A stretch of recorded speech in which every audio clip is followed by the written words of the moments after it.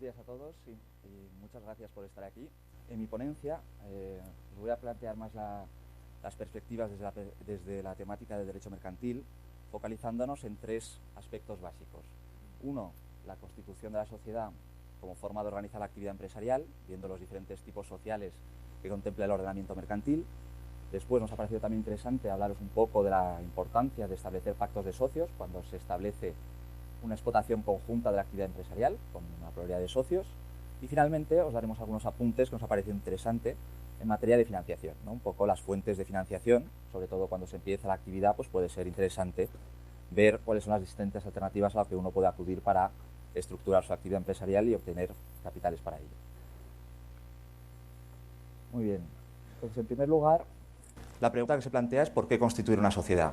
¿No? Dices, al final puedo organizar mi actividad de forma individual, como por ejemplo como autónomo, como después mi compañero Pablo pues, os dará algunas pinceladas. Entonces, ¿por qué razón establecer una sociedad que tiene una serie de formalidades? Como sabéis, pues escritura de constitución, necesidad de ir a un notario, registro mercantil y una pluralidad de obligaciones. Pues todo ello, al final, es porque cuando tienes una actividad empresarial simple, la puedes hacer de forma individual, no hay necesidad de montar una estructura compleja, pero cuando, por ejemplo, hay una pluralidad de actores que quieren participar conjuntamente en una actividad, pues hace necesario el establecimiento de un patrimonio separado que tenga una propia personalidad jurídica separada del propio empresario. En ese sentido, ¿cuáles son las diferentes formas que contempla el ordenamiento español? En ese sentido, el artículo 122 del Código de Comercio establece como principales formas de organizar la actividad empresarial los siguientes tipos de sociedades. La sociedad regular colectiva, la comanditaria simple, después las denominadas sociedades de capital, que se rigen por el Real Decreto Legislativo 1/2010 desde julio, que serían las comanditaria por acciones, sociedad de responsabilidad limitada y la sociedad anónima. Entonces, esta ordenación viene dada porque, al final, esta es la sociedad más personalista, es una sociedad más cerrada, en la que los socios se basa sobre todo por la confianza entre ellos, con relaciones personales, y la sociedad anónima sería el otro extremo, en la que es una sociedad muy abierta, en la que no hay, en principio, salvo disposición en contrario, restricción a las transmisiones de acciones, y que se necesita para una mayor captación de capital. Entonces, ¿cuáles son las características de cada una de ellas? La primera, la sociedad regular colectiva, que ya no es no es muy común, que está basada para empresas muy pequeñas y que al final es muy personalista, como decía, tanto que la razón social tiene que girar bajo el nombre de los socios, es decir, los apellidos de los socios de todos ellos o de parte de ellos. Entonces, la característica que la hace menos atractiva, y por ello no es tan común, es que aquí no hay una separación de responsabilidad. Es decir, aquí, como os he dicho, el hecho de tener un patrimonio separado, que se da también en este caso, aquí no se materializa como una determinación de responsabilidad de los socios en sus aportaciones. Es decir, aquí hay, en caso de no poder responder a la sociedad con sus propios fondos, el socio sería responsable subsidiario de forma personal con su patrimonio. Por lo tanto, evidentemente, tiene menor atractivo por esa razón, porque al final te pueden venir a ti a reclamar las deudas.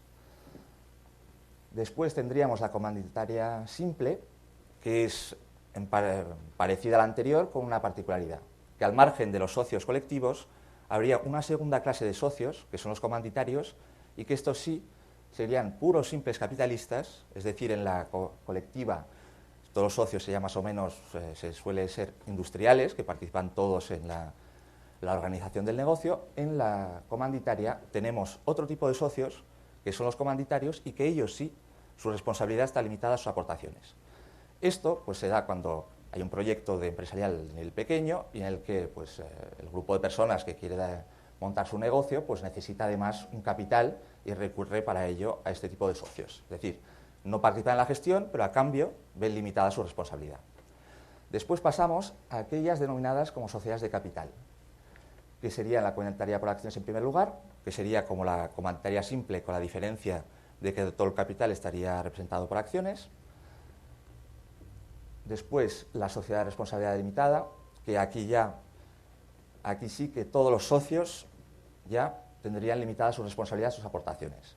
Es decir, aquí salvo casos extremos ya de fraudes o cuestiones ya más extremas, los socios verían en todo momento su responsabilidad limitada a sus aportaciones a la sociedad.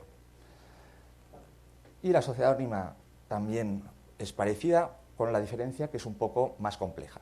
Entonces, en la práctica, la mayoría de sociedades adoptan una de estos dos últimos tipos sociales, la SL o la SA. Por ese motivo, básicamente, por la limitación de responsabilidad. Entonces, ¿por qué elegir una u otra? Pues realmente la respuesta es bastante simple. Cuando se va a hacer proyectos que no sean muy grandes, o sea, ya grandes empresas y tal, la solución práctica es claramente la SL. ¿Por qué? Porque primero, el capital social es más reducido, tienes que tener un capital social mínimo de 3.000 euros, mientras que en la SA es de 60.000 euros, y después los formalismos son más reducidos.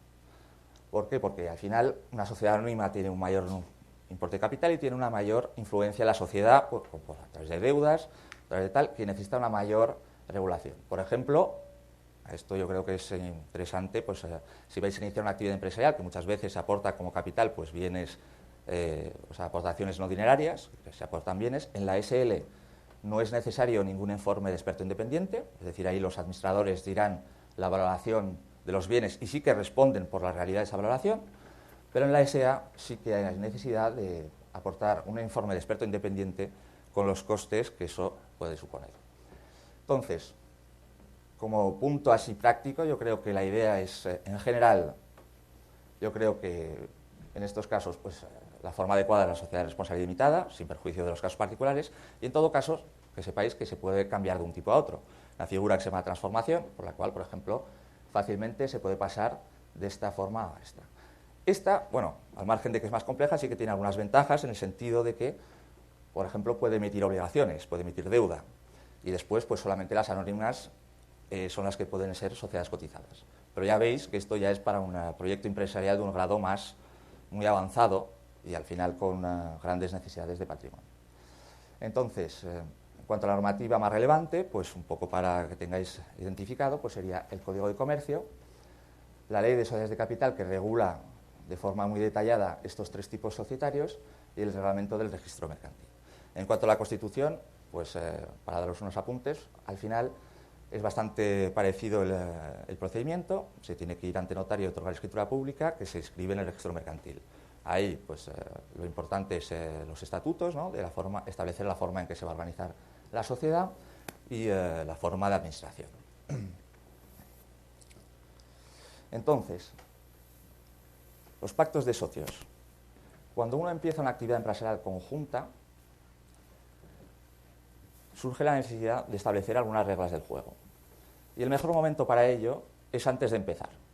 ¿Por qué? Porque cuando uno ya empieza, dices después, cuando ya está en funcionamiento, ya hay obligaciones, ya hay deudas, ya hay todo esto, pues fijar reglas del juego, pues ya puede ser más complicado, ¿no? Porque uno puede tener unos intereses diferentes a los otros y entonces es muy importante fijarlas porque eso te va a evitar conflictos. Al final, no es una cuestión de confianza, yo creo que esta es la mejor arma para reforzar la confianza. Cuando tú tienes un contrato que establece claramente cuáles son las reglas, no surgen dudas que cada uno puede tender a interpretar de buena fe de forma distinta. Entonces, en ese sentido, el establecer unos mecanismos para las relaciones entre los socios es muy importante. En nuestro ordenamiento no es tan imprescindible como en otros, de corte anglosajón, donde no hay una normativa de apoyo, ¿no? Donde establece también unas reglas complementarias.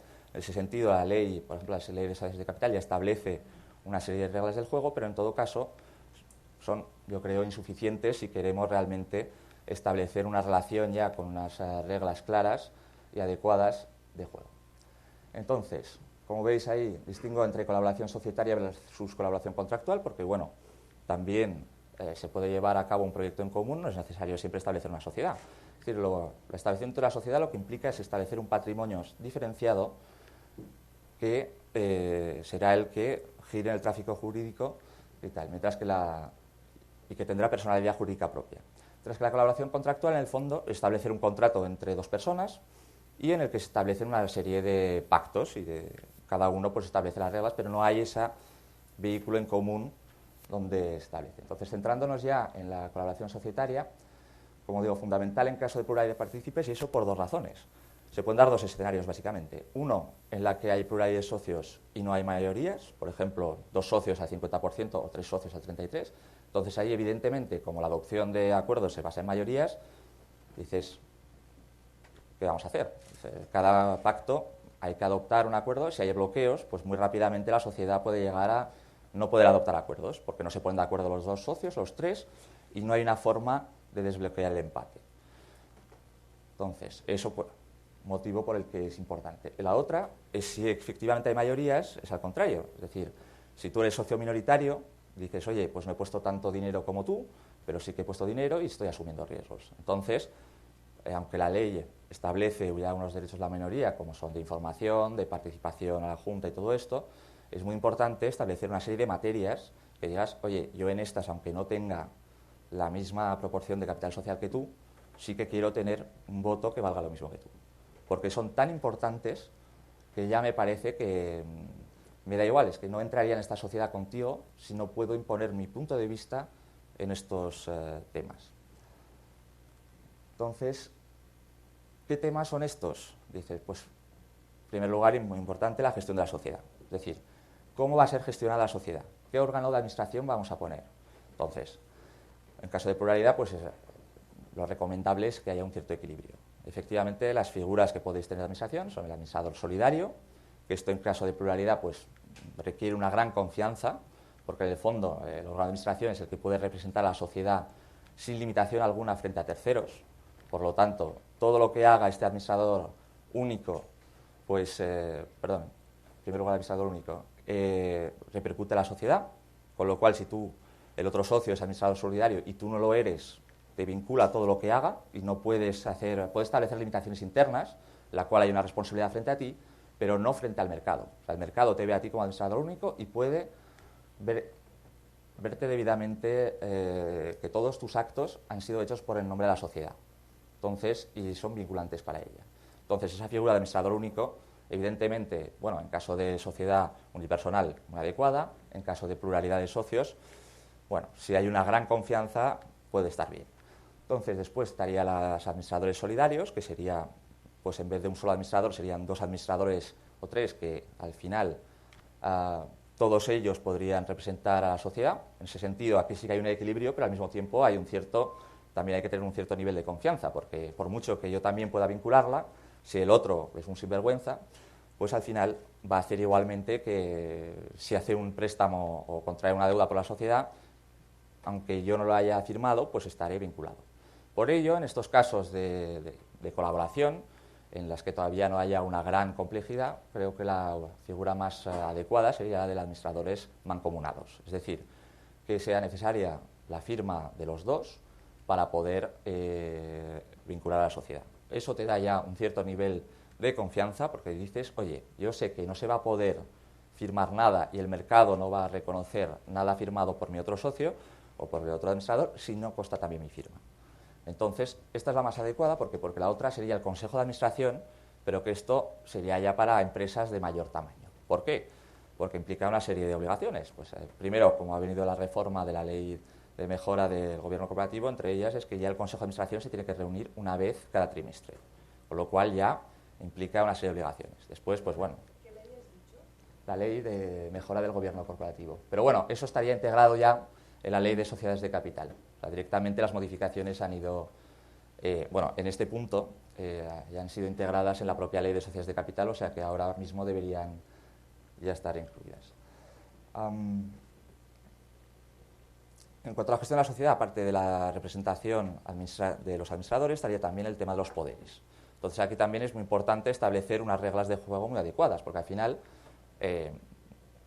si tienes administrador único, él puede representar a la sociedad frente a todos, pero dices, oye, yo tengo aquí un departamento, bueno, un director laboral, otro financiero y otro que se dedica a tal. Y ellos necesitan poder en su día a día actuar y de forma un poco autónoma, ¿no? Entonces dices lo mismo, aquí hay una cuestión de confianza, entonces, porque se pueden dar los poderes que uno quiera, se pueden dar muy amplios y limitados, diciendo que no es lo más adecuado, o si no, unos que son más basados en las necesidades de estos directivos, ¿no? Dices, oye, pues si vas a contratar tus tareas van a ser las siguientes, pues tenemos que hacer una estructura de poderes adecuadas a las tuyas. Y ahí es muy importante establecer una serie de limitaciones, por ejemplo, monetarias. Dices, oye, yo tengo confianza en ti, pero siempre y cuando todas estas tareas no supere este importe. Es decir, se puede poner una limitación por la cual tú estás apoderado para hacer esta operación hasta un determinado importe. Cuando la operación supere este importe, ya necesitarías la firma mancomunada pues, o de otro administrador de mayor relevancia o tal. Entonces, las limitaciones pueden ser dos, pues, pluralidad de firmas o limitación de importe. Entonces, la transmisión de las acciones y participaciones, importantísimo también. Estamos aquí entrando en un proyecto de colaboración con un socio que tenemos confianza, pero mañana mismo, dependiendo del tipo social, puede vender sus participaciones o acciones. Eso en la sociedad anónima, si no hay pacto, no hay limitación. En la sociedad de responsabilidad limitada, al ser un poco más personalista, sí que habría mayores limitaciones, es decir, ahí habría un derecho de adquisición preferente. En cualquier caso, ahí es importante establecer una serie de reglas del juego, ¿no? De decir, oye, pues, ¿qué puedes hacer, ¿no? En la SL? Dices, por un lado, puedes establecer un determinado periodo de permanencia. Dices, oye, si nos vamos a juntar, no me vale que al cabo de un año tú ya no estés conmigo, te salgas del proyecto y vendas tus acciones. Sentido, la Ley de Sociedades de Responsabilidad Limitada permite, bueno, vale, va a ir más rápido que si no. La Ley de Sociedades Limitada permite establecer una limitación en todo momento y siempre y cuando se deje al socio separarse de la sociedad, pero también lo que te permite es un plazo de 5 años desde la constitución de la sociedad o el aumento de capital en el que no se podrán vender las participaciones. Después también hay derechos de acompañamiento y otros, bueno, en caso de que venda tu socio, pues que tú también puedas obligarle a vender tu paquete accionario con él y otro tipo de medidas. Después, bueno, materias reservadas, lo que decíamos antes, ¿no? Serie de acuerdos que son tan importantes que requieren el voto de los dos socios. Es decir, esto tenemos que estar de acuerdo los dos, si no, no surge. Plan de negocio, pues importancia de poner un plan de negocio que decir, oye, ya lo vamos a juntar al pacto de socios y decir, oye, las reglas son estas ya y ya vamos a ir tirando por ahí. No hará falta hablar, todo lo que esté dentro de este plan de negocio ya es lo que queremos hacer. Política de financiación o cualquier otro aspecto que pueda ser. Y también, bueno, evidentemente la finalización de la sociedad, la liquidación, ¿no? Las reglas de reparto. Entonces, bueno, dado el tiempo, paso ya muy rápido a algunos apuntes en materia de financiación, un poco qué fuentes de financiación puede ir uno. Diciendo, por un lado está la financiación interna, bueno, que aquí no tiene mucha historia, es el patrimonio personal puesto al servicio de la empresa, ya sea a través de capital o de un contrato de préstamo o lo que sea. Después, bueno, estarían las 3 Fs, que esto sería realmente una financiación externa, pero que tiene una peculiaridad, que sería, estas tres siglas responden en inglés a Family, Friends and Fools, que serían la familia, los amigos y los locos, es decir, esa gente que al inicio de una actividad empresarial pues te pone el dinero, pues unos por cariño y otros porque, bueno, pues creen mucho en el proyecto y bueno, es poco común, ¿no? Pero siempre hay gente que está dispuesta a poner dinero en una idea. Después ya pasamos más a la financiación externa propiamente dicha, en la que tenemos por un lado la diferencia tradicional entre los bancos private equity. Entonces, ¿cuál es la diferencia? Pues que un banco te va a dar un préstamo que tú tienes que devolver. Eso en general, porque también hay project finance, pero un banco te da un dinero y tú tienes la obligación de devolverlo. El private equity, la diferencia es que invierte en tu empresa, entonces, sí, no hay problema. Invierte en tu empresa y entonces no tienes obligación de devolver el dinero, pero tienes dentro un socio que te va a controlar muchísimo. Porque el private equity es un socio financiero puramente, va a estar contigo básicamente y te va a imponer unas obligaciones financieras muy importantes, muchas veces te va a meter un director financiero designado por él y va a estar controlando cada cosa porque al final lo que él quiere es recuperar su aportación multiplicada por un cierto beneficio. Entonces, lo que te va a hacer es que mientras no recupere eso, vas a tener un socio que va a estar muy encima tuyo.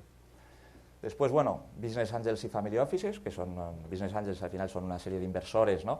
Que aunan pues, gente con un patrimonio importante y además con experiencia en el sector, pues que quiere ayudar a otros particulares. Esto, pues bueno, hay en el mercado pues hay ejemplos varios. Los Family Office pues, son plataforma de grandes patrimonios, ¿no? Que buscan también fuentes de inversión. Esto sería un perfil menos, quizás, al ser no siempre tan financiero como esto, sino tener también una perspectiva industrial, pues ahí también hay una mayor, puede haber a veces unas sinergias a nivel industrial también. Después el crowdfunding, que bueno, ha salido recientemente la Ley 5/2015 de Fomento de la Financiación Empresarial, que ha establecido un poco las reglas de juego de las plataformas de financiación participativa. Entonces aquí, entre el crowdfunding, pues hay 4 modalidades, que estaría el crowdfunding social, por ejemplo, el inglés que intentó lanzar una campaña para recaudar el dinero para Grecia, que desgraciadamente el pobre no lo ha conseguido. Después el reward crowdfunding, que sería el crowdfunding por el que hay una recompensa, es decir, tú participas en este proyecto y te voy a dar una recompensa. Por ejemplo, un grupo de música, ¿no?, que quiere sacar su primer disco y entonces si le vas a dar, participas en su financiación, pues te va a regalar la camiseta firmada por el cantante o un disco o lo que sea. Y después, ya más dirigido a emprendedores, estaría 2 tipos, que serían el crowdfunding de préstamos que serían entre particulares, ¿no?, que una plataforma pone en relación pues el empresario con el inversor, ¿no?, y dices, pones tus necesidades y te dan el dinero, que esta sería la forma de crowdfunding más extendida, bueno, para la financiación empresarial, porque la otra es el equity crowdfunding, que es, oye, el mismo concepto de préstamo, pero en vez de darme un préstamo, inviertes en la sociedad. Pero esto está muy poco desarrollado y a nivel mundial, porque es, bueno, tiene su complejidad, ¿no? Dices, al final estás invirtiendo a través de una web en una empresa y eso implica, pues claro, una necesidad de una mayor seguridad, es un gran riesgo y hay que asegurar el retorno del dinero. Por eso esta está todavía poco desarrollada. Tengo un cliente que está pensando en establecer una plataforma y la verdad es que a él creo que le puede ir bien porque realmente coge cada proyecto como si fuera, y es la única forma de hacerlo. Al final estas cosas solamente o le metes todo el cariño del mundo o si no, pues es una plataforma en la que se da dinero y al final no sabes dónde puede venir. Es decir, y al final esto hay que construir una confianza. Después, bueno, el MAB, que es una alternativa para dar acceso al mercado de capitales a pequeñas y medianas empresas, que lo que establece es una normativa a medida. Claro, aquí el tema es que al ser un mercado más joven, aquí lo que puede dar miedo es un poco a los inversores, es la posibilidad de dar liquidez a tu inversión. Entonces, oye, al final, ¿quién me va a comprar esto si no hay tantos inversores en el mercado? Y además, bueno, pues algunos casos pueden haber minado en recientes la confianza, pero bueno, la verdad es que es un mercado que es bastante joven y vamos a ver cómo se desarrolla. Y bueno, y finalmente, pues ya para las ayudas de organismos públicos, ¿no?, que al final pueden venir a través de subvenciones o préstamos con bajos tipos de interés. Entonces... Molt bé, senyor Paez, moltes gràcies. Tenim temps per una pregunta del públic? Sí. ¿Por qué hacer un pacto de socios y todo lo que está en el pacto de socios no se incluye dentro de los estatutos de la sociedad? Bueno, porque los estatutos no se puede incluir de todos los posibles pactos. Hay cosas que son más de la esfera privada. ¿Y por qué no se puede incluir? Por ley. Entonces, no puedes regular todas las... Evidentemente, eso es una buena pregunta porque eso me permite complementar que lo mejor es meter todo lo posible del pacto de socios en estatutos. No obstante, los estatutos no te permiten regular todas las eventualidades que pueden darse. Es decir, los estatutos pues tienen una estructura y al final lo otro es más una estructura contractual que te permite llegar a un mucho mayor grado de detalle y tal. Evidentemente, la protección máxima porque tienes es que estén estatutos, porque eso ya es público, pero para complementar, ya si quieres dar un mayor grado de complejidad y regular unas cuestiones adicionales, pues ja és conveniente establecer este pacto de socios. Bon dia a tothom. L'objectiu en aquesta part seria, des del punt de vista de dret laboral i de seguretat social, veure en l'estoneta que tenim, en aquests 10 minutets, jo diria 2 o 3 qüestions bàsiques. Fonamentalment serien això, 2 o 3 punts, ja veureu per què 2 o 3. La primera seria si us heu plantejat o la conveniència de plantejar-se en qualsevol cas la naturalesa jurídica de la relació, si estem davant d'una relació jurídica laboral o no laboral, sinó mercantil, en el moment en el qual algú comença un projecte empresarial, té una petita empresa, estem parlant de potser 1, 2, 3 socis, si ens hem parat un momentet a veure si realment estem davant d'una relació laboral o no. Això primer punt. Segon punt, relacionat amb aquest, per això us deia 2 o 3 qüestions, és l'enquadrament en seguretat social. Quin és l'enquadrament correcte en la seguretat social en aquestes situacions? Estem davant d'un supòsit d'un treballador que hagi d'estar enquadrat en el règim general de la seguretat social, estem davant d'un autònom que hagi d'estar en el RETA, en règim d'autònoms, o algunes possibilitats intermitges. I tercer punt que intentarem tocar ràpidament és en el moment en el qual aquest projecte empresarial ja està arrencant i es planteja la possibilitat, la necessitat, la conveniència de contractar algú, quines possibilitats ens dona l'ordenament jurídic. Quin tipus de contracte es pot fer, contracte laboral, no laboral, etc. L'objectiu seria veure aquestes tres qüestions. Aleshores, ràpidament i començant per la primera, hi ha una qüestió que és, aquí l'anunciem com empleat o treballador versus autònom. No és que hi hagi una dicotomia, però sí que la qüestió és si realment ens hem de plantejar davant de què estem des d'un punt de vista legal. Aleshores, aquí hi ha una qüestió, que és que tenim una norma que com a mínim ens dona una referència. Aquesta norma és aquesta que apareix aquí citada, que és la disposició addicional 27a de la Llei General de la Seguretat Social.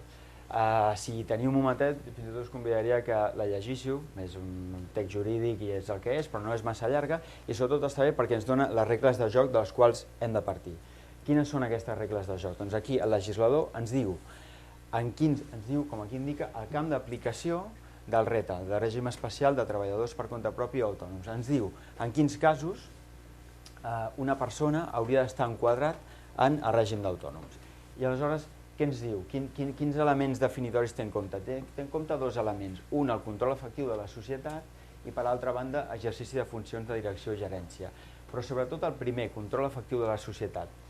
Com sabeu, una relació laboral es basa en una sèrie de notes distintives. Resumint molt ràpid, és remuneració, dependència, alienitat, voluntaritat. Les més importants són això de dependència i alienitat. Què vol dir? Vol dir que un és treballador quan un presta serveis, treballa per compte aliè, treballa per algú altre.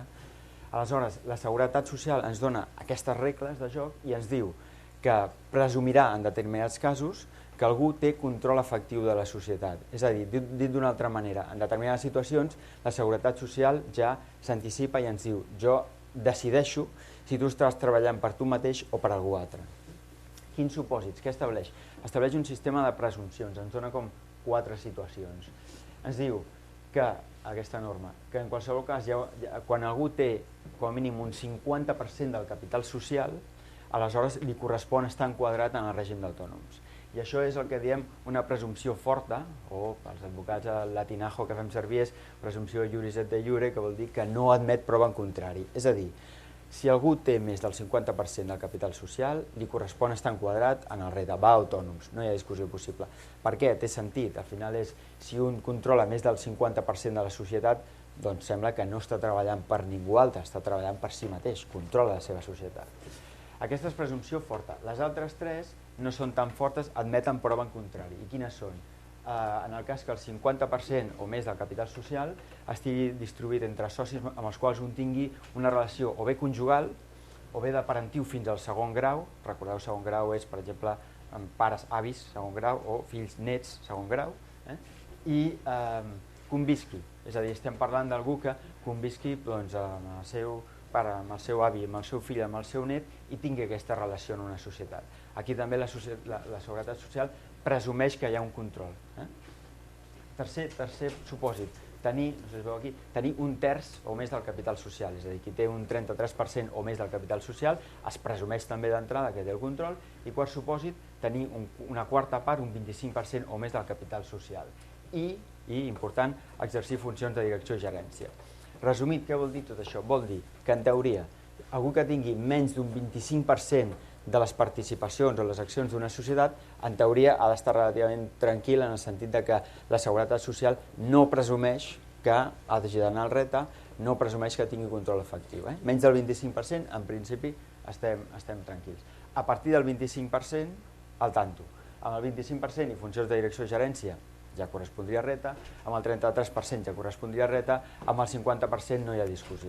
Aleshores, com us deia, aquesta presumpció forta, però aquí aquestes són més febles i cap prova en contrari, perquè veieu un supòsit de fet. Un podria tenir posem-ne, un terç, un 33% del capital d'una societat i tanmateix que en paral·lel hi hagi algú que tingui el 67% restant. Doncs aquesta persona que tingui el 67% restant ha d'anar a autònoms i és qui tindrà el control efectiu de la societat. Per molt que jo tingui un terç, si hi ha algú que té els 2 terços, al final sí que la societat l'està controlant ell i jo puc demostrar que estic treballant per ell. I per acabar-ho de complicar una miqueta, què és l'altre que passa?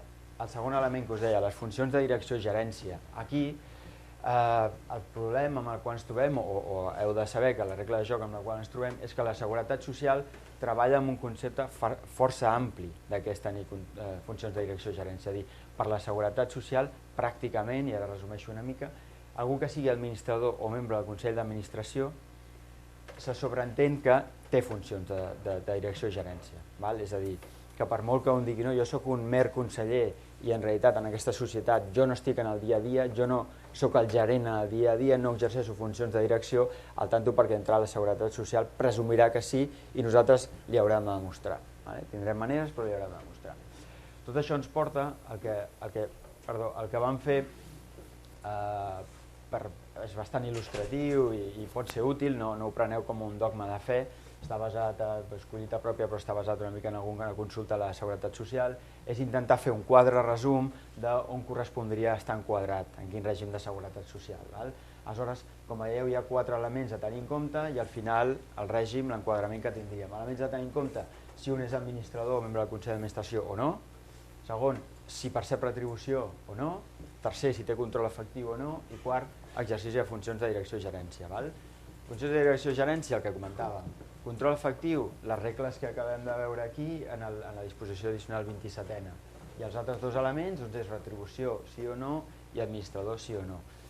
Portat això a un cas pràctic, el que dèiem, doncs algú que sigui administrador està percebent una retribució, ens és igual si perquè considera que és pel càrrec laboral o les funcions laborals o pel seu càrrec d'administrador, i té control efectiu de la societat, perquè té el 55% de la societat. I exerceix funcions de direcció i gerència. Règim, autònoms. Règim, autònoms. Aleshores, veureu que estem possibilitats autònoms, règim general, exclòs en algun cas, i assimilats. Assimilats és perquè segurament sabreu que hi ha una tercera figura intermitja entre el règim general i el règim d'autònoms. El règim general està clar, un treballador, autònoms també sabeu, què és el règim d'assimilats, potser ho sabeu tots, però el règim d'assimilats és una figura, com dèiem, una mica intermitja, en la qual un està en el règim general, però sense desempleo i fogassa, sense prestació d'atur i sense prestacions del fons de garantia salarial, que sabeu que està previst per situacions d'insolvència. Aleshores és important això, perquè un, si no està ben enquadrat o es pensa que està ben enquadrat en el règim general, es pot trobar el dia de demà amb la sorpresa que si en realitat li correspon assimilats, per exemple, no tindrà dret a la prestació d'atur. Per això, entre altres coses, per qual la cosa convé al principi establir el funcionament de la societat i l'enquadrament, parar un moment, una mica com el que comentava el Daniel, val la pena fer-ho abans, perquè després un comença per inèrcia, potser no li dona massa importància a això, i després es pot canviar, però et pots trobar amb sorpreses. Perquè es feu una idea, també he portat això a la pràctica, pel que nosaltres sabem, quan algú va a demanar la prestació d'atur a l'INEM, el que fa l'INEM de forma ja pràcticament automàtica és que mira i si veu que aquella persona està en el grup de cotització 1, que és el més alt dels grups de cotització que hi ha, automàticament li demana si és o ha sigut administrador de la societat. I si és o ha sigut administrador de la societat, molt probablement, si es dona la resta d'elements, haurà d'anar assimilats al règim general. La qual cosa es vol dir, al tanto, pot aparèixer algú que es pensi que com que està tota la vida cotitzant al règim general, tindrà atur, etc. I només pel fet que la Seguretat Social, l'INEM, vegi que està en un grup de cotització determinat, l'1, el més alt, doncs ja li demanarà si és o no administrador i fins i tot demana que aportis un certificat conforme no ho ha sigut, perquè si ho ha sigut et dirà que et corresponia a un altre règim.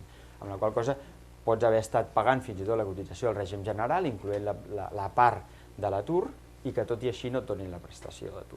Després podries reclamar la devolució de les quotes indegudes, que no és fàcil perquè la Seguretat Social ara mateix no està per tornar grans quantitats i posa pegues, es pot demanar, però la qüestió és que t'has quedat sense la prestació.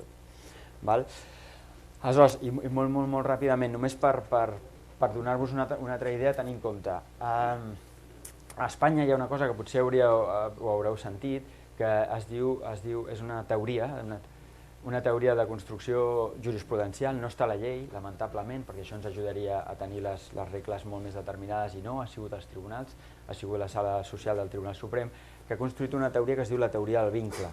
La teoria del vincle, què diu? Diu que una persona, en dret espanyol, no pot ser al mateix temps treballador amb un contracte d'alta direcció i administrador de la societat. Diu que si això passa, si algú és alhora administrador i alt directiu d'una societat, la relació mercantil, la d'administrador, es menja la laboral, l'absorbeix.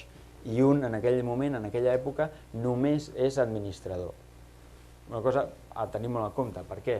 Perquè si, a més d'aquella relació laboral, després haurem de fer un segon pas de mirar quin tipus de relació laboral. Si la relació laboral és d'alt directiu o ordinària. Si és d'alt directiu, molta cura, perquè si algú és alt directiu i al mateix temps és administrador, aquesta teoria del vincle diu que un només és administrador.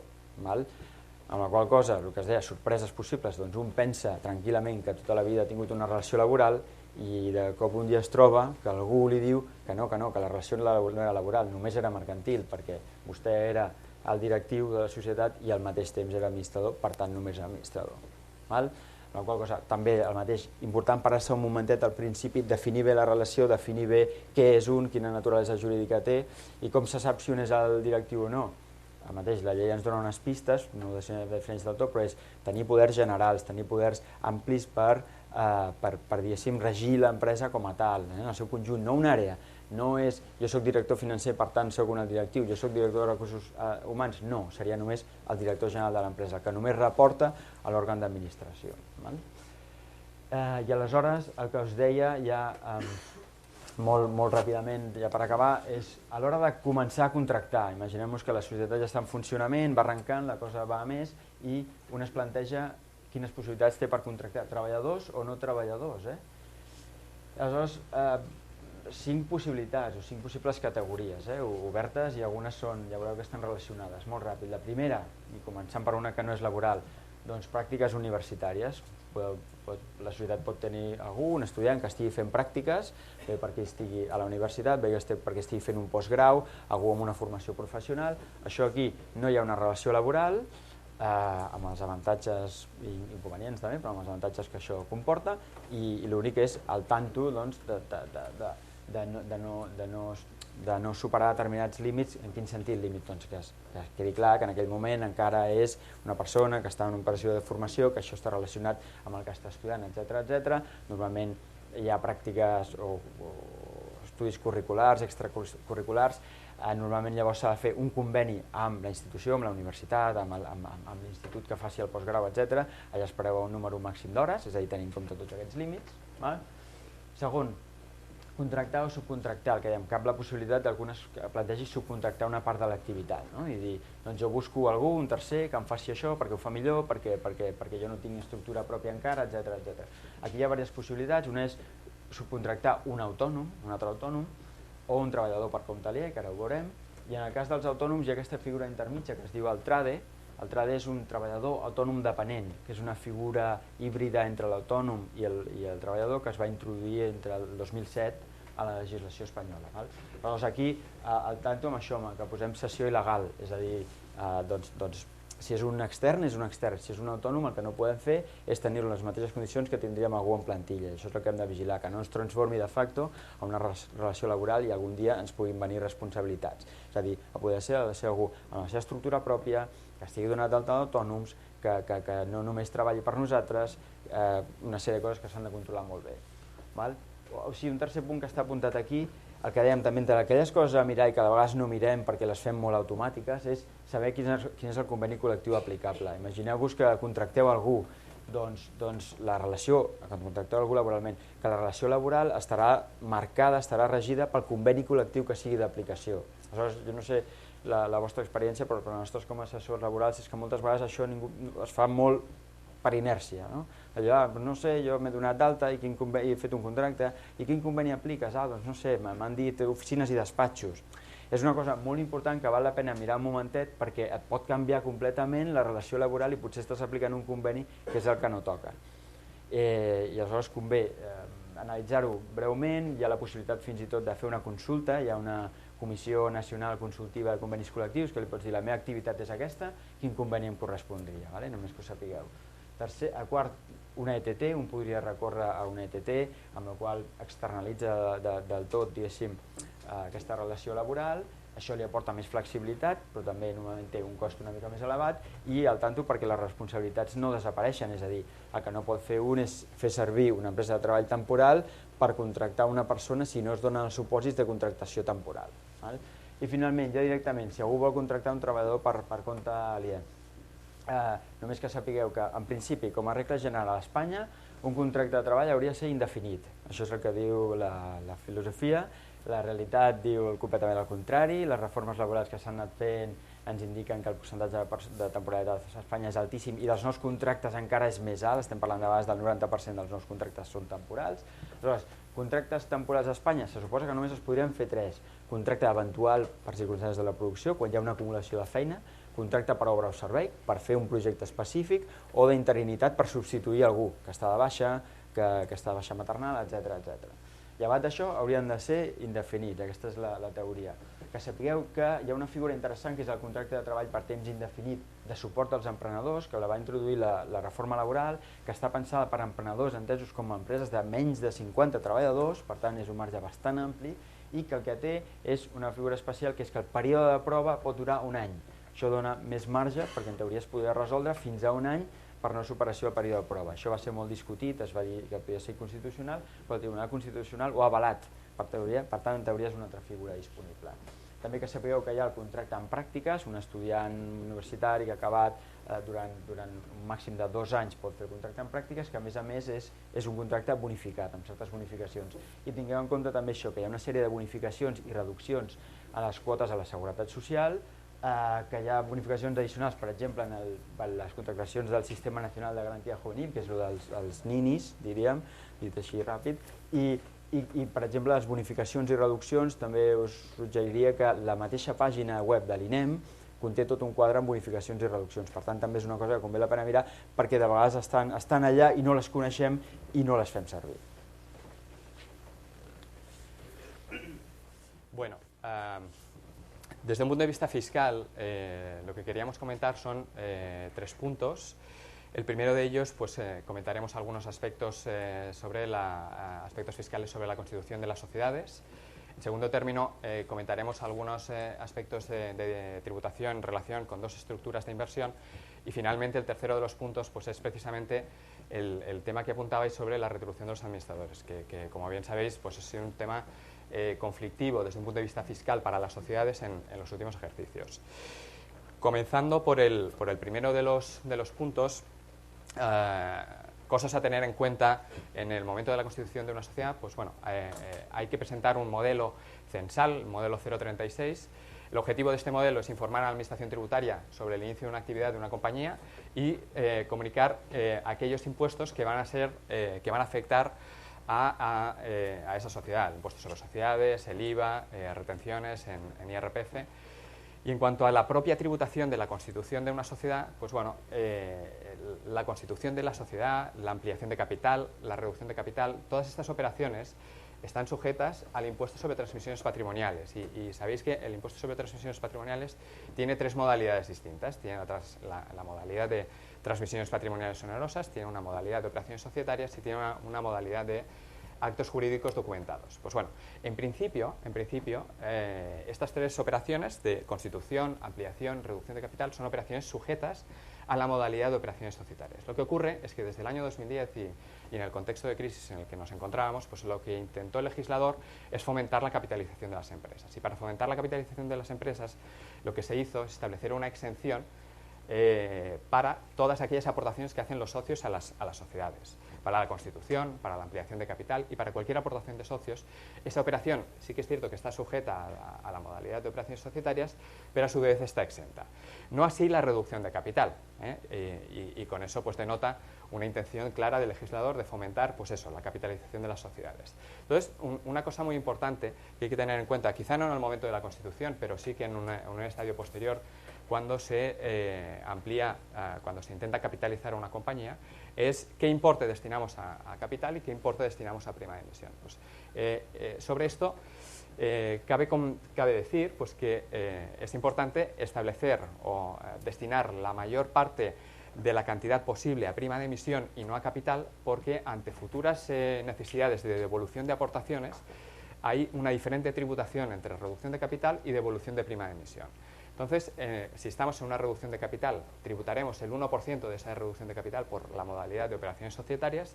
En cambio, la devolución de prima de emisión no está sujeta a tributación. Con lo cual, pues en la medida de lo posible, desde un punto de vista fiscal, es más eficiente destinar en aportaciones de socios, en capitalización de compañías, el mayor importe posible a prima de emisión y no a ampliación de capital.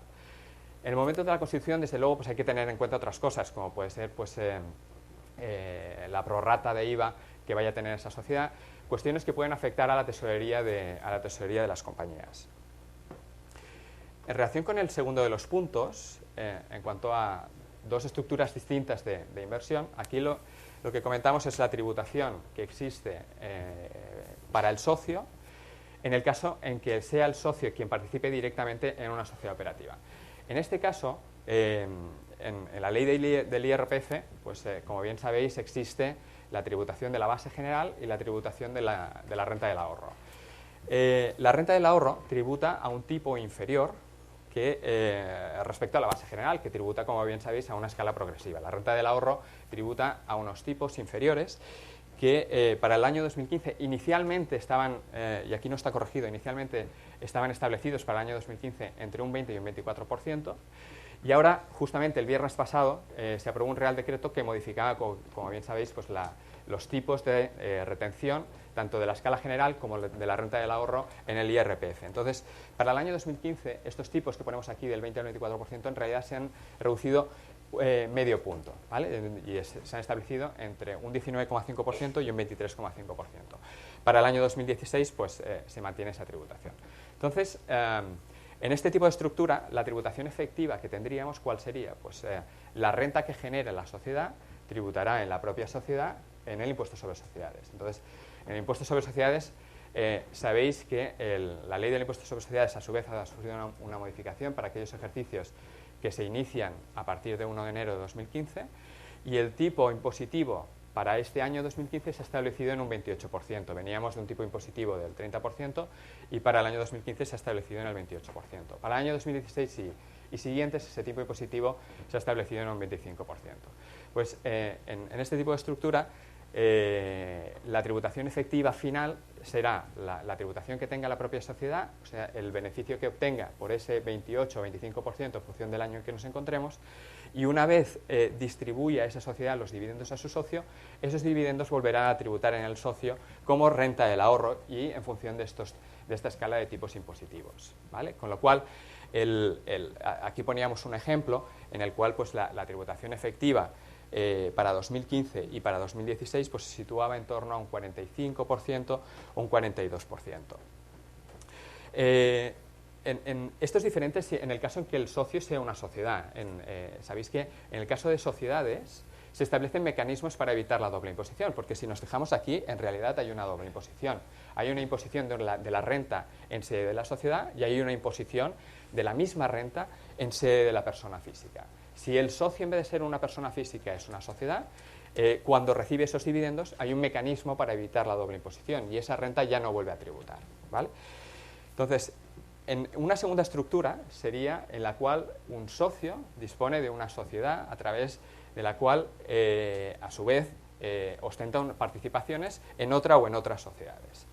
Es importante que esta sociedad holding pues, no se limite a ser una mera tenedora de acciones, sino que ejerza una actividad a través de medios materiales y humanos pues, para controlar las sociedades participadas, para prestarles determinados servicios de gestión, etc. Entonces, en esta estructura, si las sociedades operativas distribuyen dividendos al socio persona física, obtendremos la misma tributación. ¿Por qué? Porque la renta tributará en primera instancia en las sociedades operativas.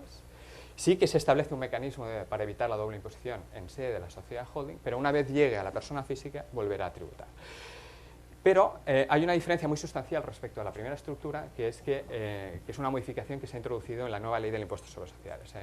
En la ley del impuesto sobre sociedades se ha introducido pues, una modificación que ha llamado mucho la atención, que no se sabe muy bien cuánto va a durar, porque es un incentivo pues muy relevante, que es cuando una sociedad dispone como mínimo del 5% de las participaciones en otra sociedad, o el coste de esa participación supera los 20 millones de euros, la futura transmisión de esas acciones estará exenta. No así en persona física, como veíamos aquí, en personas físicas, si hay una venta de participaciones, esa ganancia patrimonial que se pueda poner de manifiesto, eso también es una renta del ahorro y también tributa. En cambio, si estamos en sede de una sociedad y es esta sociedad nuestra, holding, que vende esas participaciones, repito, y es muy importante que esa sociedad holding disponga de sustancia económica, realice una actividad económica, esa transmisión de participaciones estará exenta, ¿vale? Con lo cual, en estas dos estructuras, pues la diferencia de tributación es muy relevante. En cuanto a la financiación que comentaba Daniel al principio, pues desde un punto de vista fiscal sí que hemos querido llamar la atención, en primer lugar, respecto a lo que comentábamos de la ampliación de capital. Cuando hacemos aportaciones, pues esas aportaciones es importante prever si se destinan a capital o si se destinan a prima de emisión, porque ante una eventual reducción de aportaciones posterior, pues la tributación no es la misma. Respecto a financiación a través de préstamos ordinarios, pues sabéis que desde el año 2012, a efectos del impuesto sobre sociedades, se han establecido limitaciones a la consideración como deducibles de los intereses que se generan derivados de esos préstamos. Con lo cual, pues bueno, sí que hay que tener en cuenta estas limitaciones. Sí que es cierto que estas limitaciones en términos generales pues aplican más bien a compañías de cierto tamaño, porque los gastos financieros están derivados, y en términos generales, al 30% del beneficio de la compañía, pero siempre y cuando estemos hablando de gastos financieros por encima de 1 millón de euros. Con lo cual, en el caso de situaciones con gastos financieros, con intereses que no superen ese 1 millón de euros, pues no tendríamos problema. La nueva ley del impuesto sobre sociedades ha establecido una nueva limitación en relación con los préstamos participativos que una sociedad puede obtener de una compañía del grupo. En estos casos, los intereses que se deriven de préstamos participativos recibidos de una compañía del grupo, pues se asimilan a retribución de los accionistas y, por lo tanto, esos intereses van a pasar a ser considerados como fiscalmente no deducibles. Sí que es cierto que eso sucede para aquellos préstamos participativos que sean firmados a partir del 20 de junio de 2014. El 20 de junio de 2014 fue la fecha en la que se hizo público el proyecto de ley del impuesto sobre sociedades, ¿vale? Por eso se establece esta fecha. Y en relación con el tercero de los puntos, pues, y como bien apuntabais al principio, desde un punto de vista fiscal, en los últimos ejercicios ha habido mucha controversia en relación con la retribución de los administradores. La normativa mercantil lo que establece es que la retribución, o que inicialmente el cargo de administrador es no retribuido y que para que sea retribuido se tiene que establecer en los estatutos. Esa normativa mercantil se la ha hecho suya pues, la Administración Tributaria y a raíz de eso, en aquellos casos en los cuales se están retribuyendo, hay administradores que están percibiendo retribuciones y que esa retribución no está prevista en los estatutos, la Administración Tributaria estaba considerando, y digo estaba porque ahora ha habido una modificación significativa que ahora comentaremos, estaba considerando que esa retribución era fiscalmente no deducible. Por lo tanto, nos podíamos encontrar en dos grandes supuestos. En un supuesto en el que se diera la dualidad de condición de socio y de administrador, y que ese administrador no hiciera funciones ejecutivas. Pues bueno, si ese administrador estaba percibiendo retribuciones, esas retribuciones, si no estaban previstas en los estatutos, se iban a considerar desde un punto de vista del impuesto sobre sociedades como fiscalmente no deducibles. En la ley del impuesto sobre sociedades se ha introducido una modificación significativa. ¿Por qué? Porque la Administración Tributaria, ¿por qué decía que eso era fiscalmente no deducible? Porque decía que como no estaba previsto en los estatutos, y si no estaba previsto eso era un cargo no retribuido, pues que se estaba haciendo una liberalidad, que se estaba regalando esa retribución al administrador. En la nueva ley del impuesto sobre sociedades, precisamente en el apartado de gastos no deducibles correspondientes a liberalidades, lo que se dice es lo siguiente, que aquellas retribuciones que perciban los administradores derivados de sus funciones ejecutivas o derivados de una relación laboral no van a tener la consideración de liberalidad. Por lo tanto, eso nos cambia un pelín las reglas del juego. ¿Por qué? En este primer caso, en el caso de que se da la dualidad de socio y administrador, pues no cambia mucho, porque la nueva ley del impuesto sobre sociedades lo que dice es que no es una liberalidad, si el administrador realiza funciones ejecutivas. Con lo cual, si estamos en un caso de socio administrador que no realiza funciones ejecutivas y esa retribución no está prevista en los estatutos, estaremos en la misma situación. Con lo cual, para evitar cualquier problema desde un punto de vista del impuesto sobre sociedades, tendremos que modificar los estatutos y establecer esa previsión de retribución a los administradores. Si estamos en un caso distinto, en el cual pues, se da una triple condición de socio, administrador y empleado, pues aquí, ya con la antigua normativa, nos encontrábamos en un caso en el que, si se trata de un empleado que no pueda estar afectado por lo que nos explicaba Pablo antes de la teoría del vínculo, es decir, un empleado pues, que tenga unas funciones no amplias sino concretas, pues el director financiero, el director de producción, pues un empleado de nivel medio, digamos, pues en ese caso, aunque ese mismo empleado fuera a su vez administrador y socio, esas retribuciones que estaban claramente diferenciadas por su función de empleado, tenían que tener la consideración de fiscalmente deducibles. Eso no quita que en alguna inspección, en la práctica, sí que es verdad que hemos tenido alguna mala experiencia y la Administración pues, ha intentado incluso cuestionar esas. Pero hay consultas de la Dirección General de Tributos que lo defienden, con lo cual eso ya tenía que tener la consideración de fiscalmente deducible. Pero en el caso de empleados que les pudiera aplicar la teoría del vínculo, básicamente pues el director general, el consejero delegado, aun cuando tenían una relación contractual laboral, la teoría del vínculo hacía que sus retribuciones o que su relación se entendiera mercantil y por lo tanto sus retribuciones se entendieran siempre como funciones de administrador. En ese caso, hasta la nueva ley del impuesto sobre sociedades, esas retribuciones, si no estaban previstas en los estatutos, iban a ser consideradas como fiscalmente no deducibles. Con la entrada de la nueva ley del impuesto sobre sociedades, pues nosotros entendemos que el nuevo párrafo lo que permite es que aquellas retribuciones correspondientes a administradores que realicen funciones ejecutivas en ningún caso deberían ser consideradas como fiscalmente no deducibles. No obstante, en esta parte pues hay que ser prudentes porque sí que es verdad que tenemos esa nueva regulación, pero de momento pues no hay ninguna interpretación por parte de tributos. Con lo cual, pues bueno, tendríamos que ser de momento prudentes en este caso.